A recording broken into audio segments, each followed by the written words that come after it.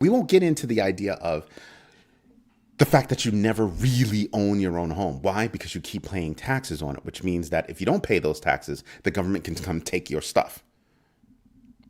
We won't get into that. But let's just stick to the topic. Large corporations get a whole bunch of incentives and don't pay nearly as many taxes as everybody else. Then you have large corporations, venture capital funds, private equity firms buying starter homes. Okay? That rental money goes back to them, centralized locations. And I'm not spewing nonsense. Again, I will tell you, go do your own research. I keep giving you guys the example every now and then. Go start in Georgia. Go find out about those 30,000 homes that are no longer on the market and who owns them. Then go do that around the country. It's really not that hard. It's not. You can see it happening in different neighborhoods. For example, I told you my son and I were thinking about buying property so that we can rent it out. We're looking for multifamilies, that kind of thing. Maybe even buildings, looking for that kind of thing. Well, me, my son, my brothers, trying to put something together so the families do well. Now, yes, Gopher Team, it's been going on big time, and houses are too expensive. Cush hands. This is all verifiable. So now, I have the company, and I have jobs. I wield power. I pay less in taxes. I have incentives. I'm rich. I'm loaded. I'm wealthy. I buy into different private equity firms, REITs, whatever, and they start buying up these little homes in whole neighborhoods.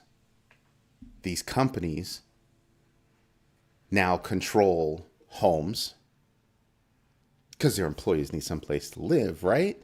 So wouldn't it be funny if one of these companies or one of its owners or one of its major shareholders was a part of an equity firm, and I'm not going to give out any names, but it's there, or some other company that they own that's buying up properties. And so when they're buying up these properties, now they have their workers basically paying them to live here to work for them. Sounds insane. It's not. It's not. And I know everybody's sitting here going, why is Eddie spewing on about this stuff when we're supposed to be talking about crypto? Get you there in a minute. Get you there in a minute.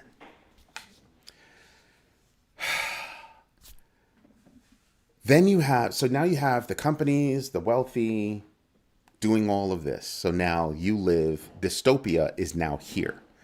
This whole neighborhood works for one of a couple of companies that actually along the lines owns the house that they live in. And they're not just buying the homes, they're buying the homes, they're buying the local businesses, electricians, plumbers, because our kids are taught